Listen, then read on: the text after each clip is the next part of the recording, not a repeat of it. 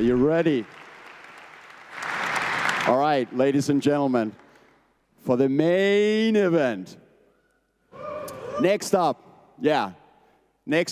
we have the founder and executive chairman of the first ever publicly traded company that went 100% on a Bitcoin standard, got rid of all their dirty fiat that was just losing value and put it into the hottest money we've ever seen. And let me tell you about him. He's not just an executive chairman and founder and all this. In 2022, I arranged a Bitcoin pleb party in Los Angeles. And then a few days later, I met him at an after party of the conference, and I just jokingly asked him why he didn't show up. And guess what? The second one I organized, which was last year in Miami, one of the first guests to show up was our next guest, who came and hung out with the plebs. So please, welcome to the stage, Giga Chat, Giga Cyber Hornet, Giga Pleb, the man who never sells, Michael Saylor!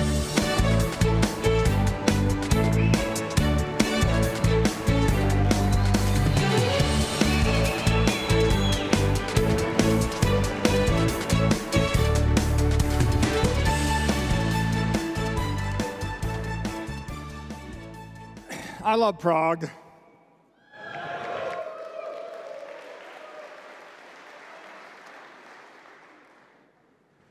And I was delighted to be invited to speak again. I got invited back.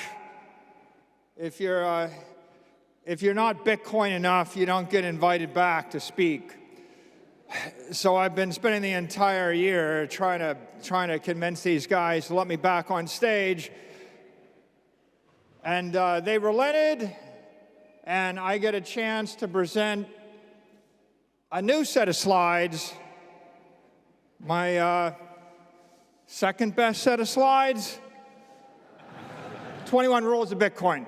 I didn't label it the 21 Rules of Bitcoin because everybody's got their rules, and I'm not so presumptuous to think that I know the 21 rules. But I have my 21 rules, and I'm delighted to share them with you today.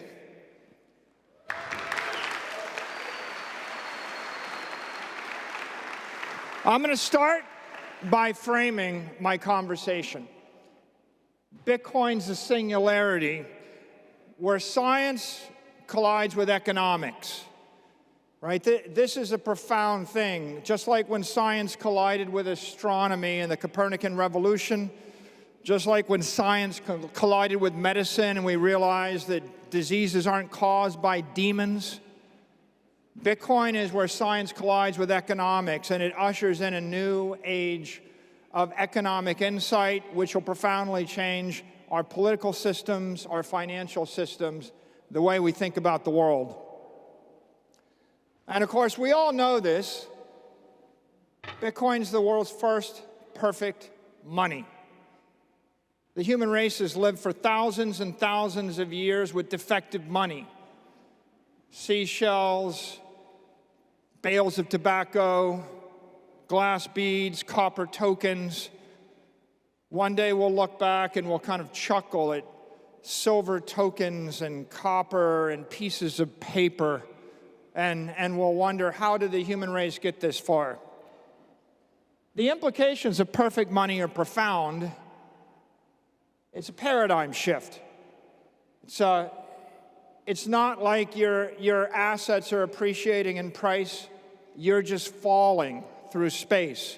This idea of relativity, you're in a relative frame of reference. Everything around you is distorted, and you have to break out of your frame of reference in order to see the world differently. Einstein did it for us with relativity. But every great scientist has done it, and Satoshi introduced a paradigm shift in economics and in monetary thought. And so, with that as my preamble, I'd like to talk about the 21 rules of Bitcoin.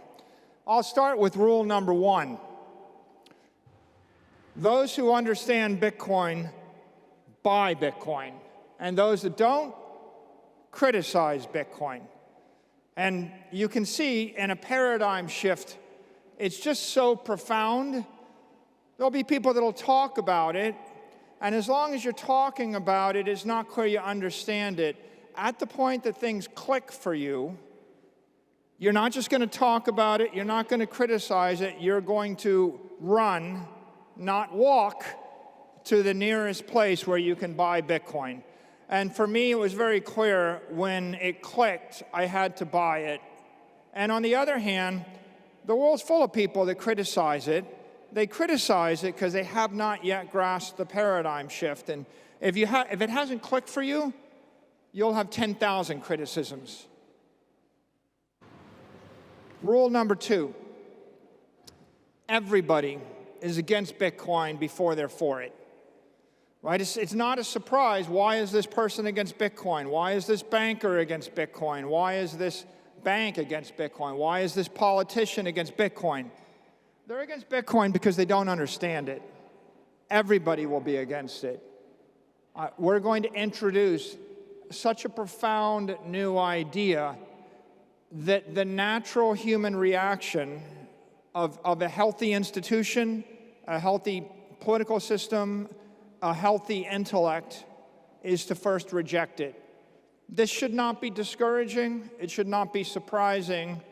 It's exactly and completely natural that this would happen. Rule number 3. How do you know you understand Bitcoin? Well, the way you know you understand Bitcoin is you realize that you're never fully going to understand Bitcoin. If you think you've understood it, if you've studied it, if you're sure you get it, that means you haven't quite grasped it yet. People that really embrace Bitcoin, understand it, they realize you'll never be done learning about Bitcoin. Never. What is Bitcoin? Bitcoin's not just the protocol, it's not just the software, it's not just the way you interact with it or everyone else that uses Bitcoin interacts with it. Bitcoin's a virus. It's an economic virus, it's a monetary virus, it's an ideological virus. It's going to ripple through time and space. So to understand Bitcoin, you have to understand how the existing sets of adopters will interact on the layer 2, the layer 3, the layer 4, the layer 5. You have to understand how the layer 3 applications will interact with each other via layer 2 protocols, via layer 1 protocols. You have to be thinking about what will people that haven't even discovered Bitcoin be doing with Bitcoin in 10 years, in 50 years, in 100 years. If you want to understand Bitcoin, you think about what will 10 billion people 100 years from now be doing with Bitcoin through 300 million different institutions across protocols and extensions of Bitcoin that have not yet been conceived and have not yet been invented. So when you consider how the idea will ripple through time, through space, through complexity, through the endless ways that humanity can organize itself, then you grasp the full scope of Bitcoin. How will an artificial intelligent entity created in 10 years, living in cyberspace 50 years from now, integrating with 1 million other AIs, use Bitcoin? Right? This is a profound chain reaction. It's a fire in cyberspace. It's viral through time, through space, through humanity, through all of the various vestiges of humanity. And of course, once you get that idea, you realize that you don't really know everything that's in the minds of 8 billion people or 300 million corporations or 1 billion things that are yet to come. And with that comes humility, and with that comes a thirst to keep studying Bitcoin. You'll never be done learning about Bitcoin. Rule number 4. Bitcoin's powered by chaos. When you take your money and you put it in a bank and you save it in a fiat currency, you're loaning your money to a country. When you take your money and you buy a stock, you're loaning your money to the management team of a company. When you take your money and you buy a building, you're loaning your money to the mayor of a city. When you take your money and you buy a piece of art, you're loaning your money and investing your money in a culture. When you actually buy Bitcoin, you're loaning your money to the lords of entropy. You're loaning your money to the gods of chaos. What's the bet? The bet is that chaos will outperform cities, companies, countries, cultures. It's a profound idea. I place you in Europe before World War II. I give you a lot of money, and I give you a choice. You can buy any piece of land in any country. You can buy any building. You can own any company in Europe. You can own art in Europe. You can invest in the currencies and the bonds of Europe. Imagine I give you a choice of buying any asset in any nation that's about to be a combatant in World War II, or you can own the one bank in Switzerland that's going to hold all the money of all the combatants. And you see, if you own that Swiss bank, and everybody puts their money in the bank, and the war comes, chaos comes. And the war is a metaphor for chaos and entropy accelerated in 4 years. What you realize is every building is risky. It may be blown up. Every company will probably collapse. Any piece of land may or may not have value. The rents and the rental contracts will probably be torn up. The currencies will all collapse. And in fact, the more chaos, the more destruction and devastation, the more valuable that one bank. In fact, if everybody puts their money in the bank and they all kill each other, the bank keeps the money. And it's a very profound idea. Are you in the business of benefiting from chaos, or are you in the business of attempting to stop it?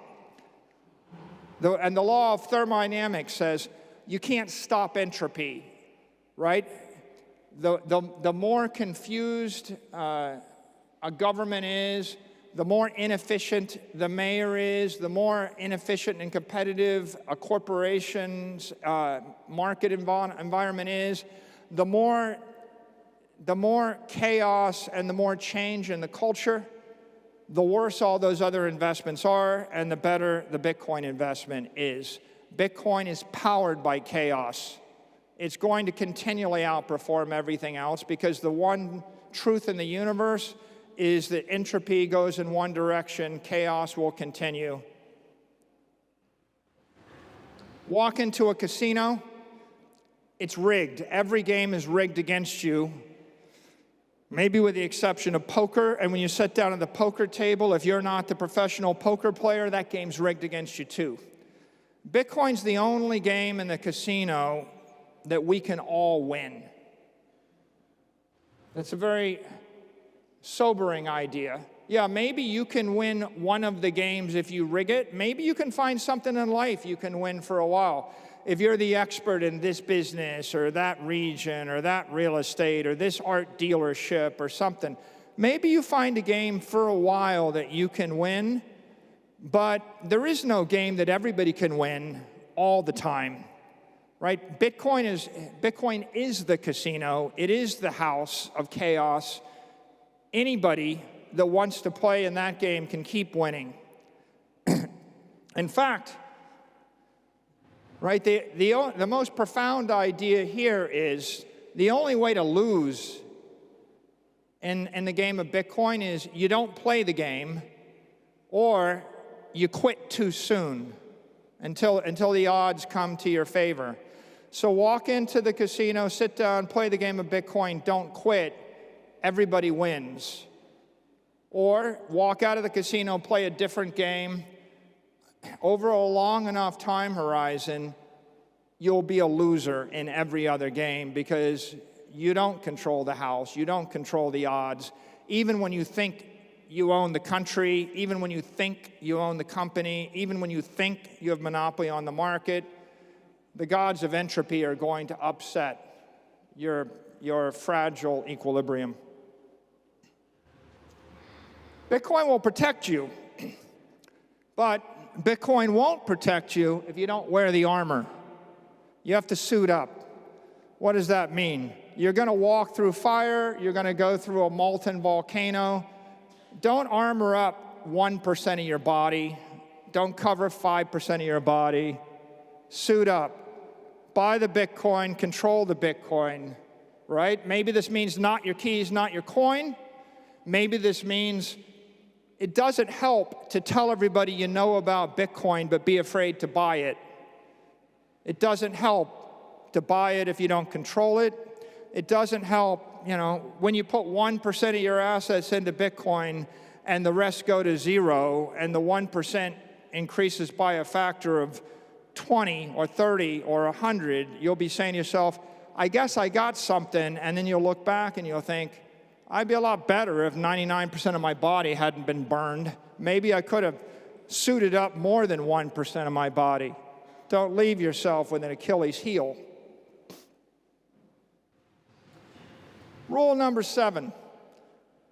Bitcoin's the one thing in the universe that you can truly own. How? Why? Right? It's information manifested as economic value. The network has to be durable. The network has to be decentralized. The network has to be ethical. But if you find an economically sound, technically sound, ethically sound crypto network, of which we have one called Bitcoin, then the possession of the keys is ownership of the thing. Everything else you have in your life, you own at the pleasure of someone more powerful than you. Whether it's the mayor, the governor, the nation state, the corporation, it could be anything or anyone. You think you own it, you have it until it's taken away. It'll be taken away from you by expropriation, by taxation. Maybe it'll be taken away from you by regulation. And in the absence of all those things, it'll be taken away from you by the passage of time, entropy and chaos. Except this thing. This is the thing that if you own this, the passage of time only makes it more valuable. Chaos only makes it more valuable. Nobody on earth can take it away from you. It's the first thing in human history you can own. It redefines the principle of property.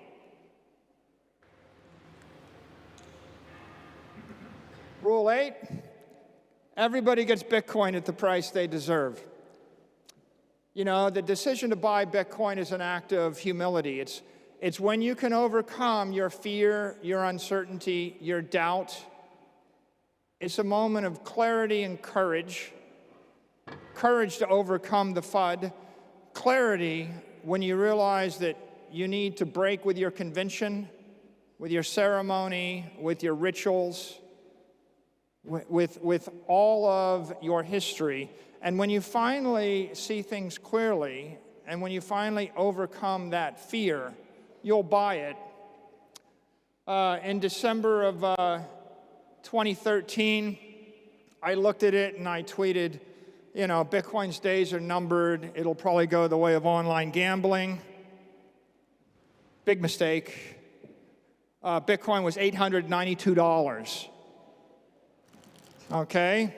I got the price I deserved. And when I first started buying Bitcoin, I was buying it at $9,500. But that's okay. I'll buy it at $95,000. And then I'll be buying it at $950,000.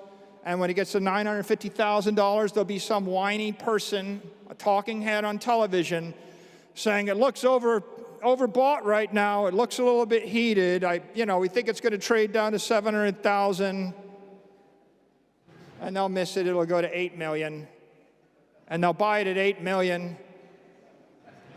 And they will get Bitcoin at the price they deserve.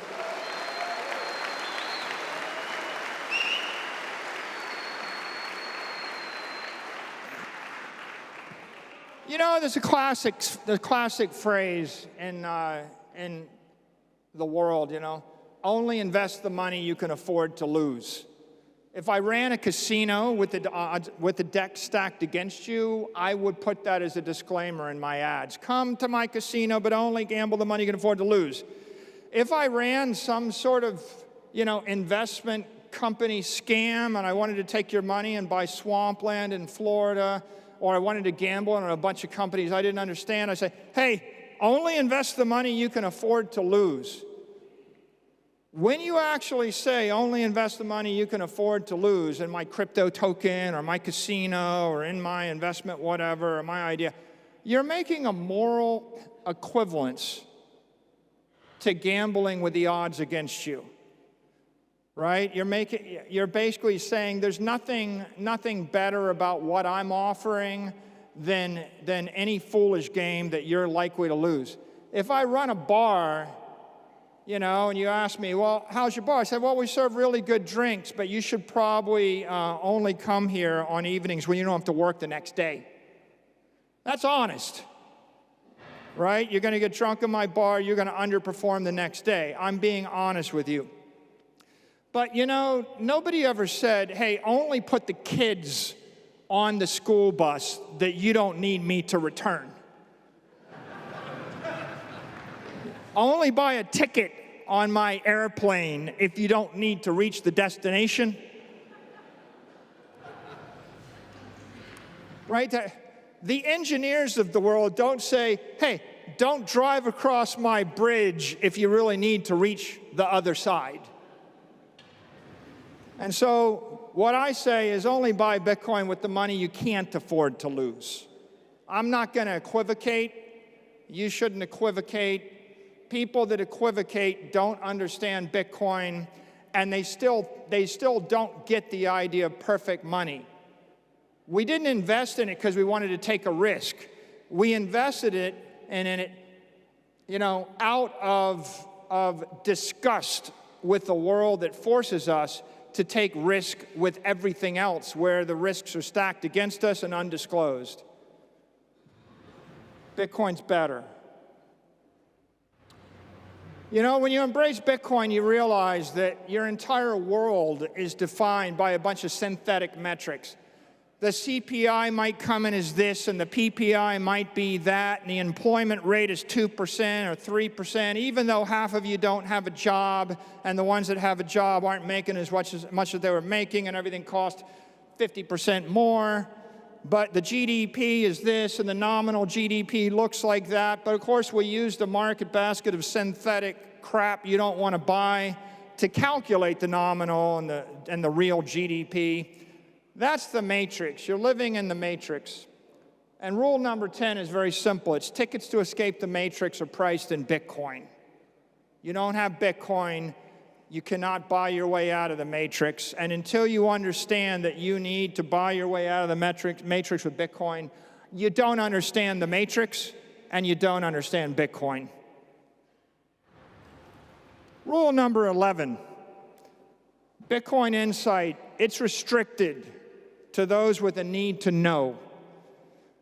You look at Bitcoin, you don't understand it. Charlie Munger doesn't understand it. Warren Buffett doesn't understand it. The bankers don't understand it. The rich people that you hate don't understand it. They don't need to know. That's why they can't see it, right? When you're comfortable and you live in the Western world and everything looks just fine to you and your cousin works at the bank, you don't have a need to know. When you have a need to know and your world comes crashing down, when you're looking at imminent death, when you're looking over the edge of the abyss, then you will understand and you will see Bitcoin for what it is. So don't be shocked when people look at it and they don't get it. They don't have a need to know. Rule number 12, all your models will be destroyed. I'm talking your political models, everything that we learned over 10,000 years. How do you run a city? How do you run a company? How do you run a country? How do you understand economics? What is inflation? What is economic prosperity? What is a job? Why should I do this?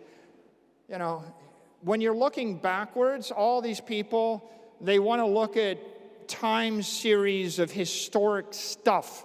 You know, all I see is a bunch of statisticians analyzing people with chariots and you know, bows and arrows and camels and elephants, you know, fighting in wars 3,000 years ago, and we show up with explosives and aircraft, and they're trying to back test their models and figure out, you know, how explosives and aircraft impact the way they organize their elephants.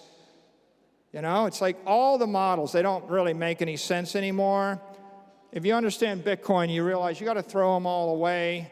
When Godzilla walks onto the playground, you know, all your models are worthless. They're all going to be destroyed.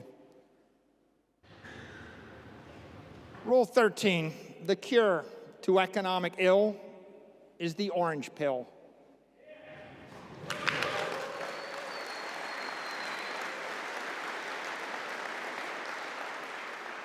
Bitcoin is perfect money. Once you understand that, you realize everything you used for money in the past is toxic. Your capital is toxic. Your currency is toxic. You know, we've been living in a world where the doctors bleed you to death. We're living in a world where they inject garbage and sludge into your brains. You're living in a world where you're eating stuff which is poisonous, right? The cure is stop putting toxic stuff in your system. The orange pill is that cure. We need to spread that cure to the world. And how are we going to spread it?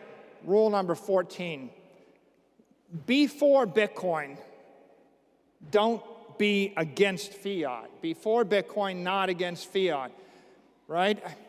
If you go to Bernard Arnault, one of the richest men in the world, and you say to Bernard, well, you know, here's a good business, selling handbags, selling luxury items. Bernard realizes he's not going to take all his money and buy euros or buy dollar bonds or buy pesos. But that doesn't mean he won't price his handbags in euros and dollars, right? The richest man in the world still will price things in a local currency, recognizing that people would rather trade the currency for the handbag, or trade the currency for the champagne, or trade the currency for the Bitcoin, right? We're for something which is beautiful and elegant and powerful and inspirational. We don't need to be against the other thing. At the end of the day, 99% of all the wealth in the world is going to be in something other than the currency, and half of it will probably be in Bitcoin. Let's just be for it. Bitcoin's for everybody. Rule number 15. It's for the people you don't like. It's for the, you know, the AI bot that took your job is going to run on Bitcoin. You'll be mad about the fact that the robo-taxi took your job or the robot took your job, but you should be happy about the fact that the robo-taxi that took your job runs on Bitcoin and wanted to buy your Bitcoin and drove up the price of your Bitcoin by a factor of 10 or 100 or 1,000, right? Your enemy is going to buy Bitcoin.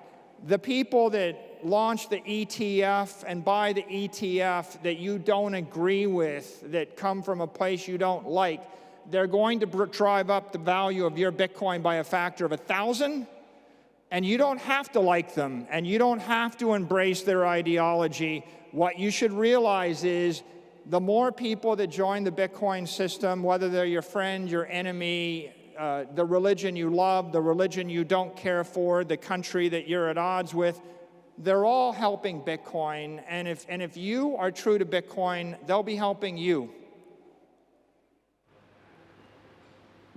Rule number 16, learn to think in Bitcoin. You know, I see a lot of people that hold Bitcoin, you know, and they still don't think in Bitcoin.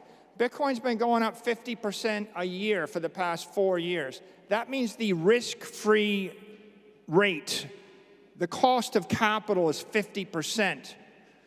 So you have the option to borrow money at 5%, loan it to Bitcoin at 50%, and keep the 45% difference. And I'll meet Bitcoin businesses that they want to actually raise money and loan it to someone at 15% that's a counterparty. Why would you loan to a counterparty at 15% when you can loan to Bitcoin at 50%? Right? Why would you invest? I have an investment idea for you. Is it a risk-free 50% return? Let's be conservative. I think, Bitcoin will appreciate 24% a year for the next 10 years conservatively. That's the risk-free rate. You have an idea for me? Give me an idea that returns more than 24% a year, plus the risk premium, scalably for the next decade, then maybe it's interesting. Most people, they just have the wrong idea in their head. They don't think in Bitcoin, they make mistakes. Rule 17. You don't change Bitcoin. Bitcoin is a swarm of cyber hornets. It's a thundering herd of 8 billion people. It's going on for far beyond your lifetime, and it's much bigger and stronger and more powerful and more intelligent than you are, right? It's like Taleb writes about intellectual yet idiots, like people with PhDs in aeronautical engineering that give speeches on how to make birds fly better. It's like if you find yourself as the guy with the PhD lecturing eagles on how to fly, you're the person that thinks you can change Bitcoin, right? You're not smarter than Bitcoin. You're not smarter than 300 million companies and 8 billion people and 80 billion people yet to be, right? The world is big. The market is big. You're not going to change it. You're going to try to change it, but it'll be a lot smarter for you to change yourself. You know, we used to joke about laser eyes. Rule 18, laser eyes protect you from endless lies. People thought, oh, this is just a meme. Laser eyes, laser ray to 100K. It's not a meme. This is going to save you. When you know, who do I feel sorry for? It's like I feel sorry for people that put on the laser eyes, watch Bitcoin go up $20,000, and then take the laser eyes off and declare victory, right? Don't take the laser eyes off. The laser eyes tell you a message, which is they signify the fact that you should avoid dilutive distractions. Right? When Bitcoin goes from 10,000 to 100,000 and you declare victory, so you launch 16 crappy businesses and 14 stupid industries because you're a genius, right? You took the laser eyes off. Pride cometh before a fall, and Bitcoin is going from $1 trillion to 10 trillion to 100 trillion to 500 trillion, and at that point, it'll be growing better than everything else. And there's someone that wants to take laser eyes and focus on this thing as long as the joke is good, and then they're going to drift off to launch 82 other things. Well, let me tell you, there's 2.8 million mobile apps created for the iPhone, and you probably can't name a dozen that worked. There's 1.8 million extensions in Chrome, and you probably don't use 2 of them, right? There's a 99.9% mortality rate on new business ideas, but you're sure yours is going to work, right? Laser eyes are about humility, but everybody is going to BS you. They're all going to tell you that they've got this great idea that's better than Bitcoin, the next Bitcoin. Bitcoin had its run, and then you're going to lose your focus. You're going to get distracted, maybe because you made a lot of money by buying Bitcoin at 100 and selling it at 5,000 because you were a genius and you got out at 5,000 and then you launched 16 other crappy, stupid businesses where you're just like everybody else, and then you'll be like, oh, yeah, the mayor banned my business. Oh, the government taxed my business. Oops, it turns out that Microsoft wants to enter this business. Oops, I didn't realize that, that employee would steal whatever, the money from this business. Oops, the bank failed. And then you will rediscover everything that Satoshi knew when Satoshi invented Bitcoin. Laser eyes are here to protect you, right? Embrace them, right? Don't belittle them. And it takes me to my next point, which is, respect Bitcoin, or it'll make a clown out of you, right? I mean, I come to Bitcoin, I've spent all my time trying to learn Bitcoin. I realize I still don't learn Bitcoin. I still don't know everything there is about Bitcoin. But what I do appreciate about Bitcoin is it's bigger than all of us. It's stronger than all of us. It'll outlive all of us, right? When someone shows up and says, I just heard about Bitcoin, I'm here to fix it, right? Don't be that guy, right? Have some respect for this thing. We're almost done.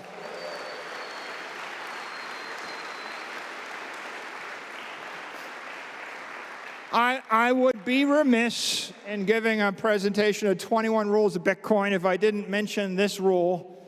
You do not sell your Bitcoin. What do I mean? Bitcoin is energy. Bitcoin is life. Don't squander your life. Conserve your energy. Right? I give you energy for, don't let the fire go out. When the fire is what keeps your family from freezing, do not let the fire go out. Right? You have a life, it's beautiful, you can do beautiful things. Don't throw yourself off a cliff. Right? And Satoshi gave you economic energy. You can capture it, you can own it, you can conserve it. Don't throw it away. Economically, Bitcoin's been going up 50% a year for the past 4 years. Every time you sold it, you gave up the best performing asset in the world to buy what? Diversification is selling the winner to buy the losers. When do you sell your Bitcoin? When your family is going to die, you sell your Bitcoin. When you need it to conserve your life, the lives of those you love, then yeah, you trade it, you borrow against it, but you only need one chair. You do not sell your Bitcoin. Everything else is inferior. The world, by the way, the entire world is constructed to convince you to sell your Bitcoin. Everybody wants you to trade your Bitcoin for their hedge fund, for their stock, for their idea, for their whatever it is. And you just have to keep in mind that, no one is getting rich by telling you not to give them your money. And we've arrived at the 21st rule of Bitcoin. Spread Bitcoin with love, not hate. Violence invites violence. Aggression inspires resistance. Satoshi, forgive them. They know not what they do.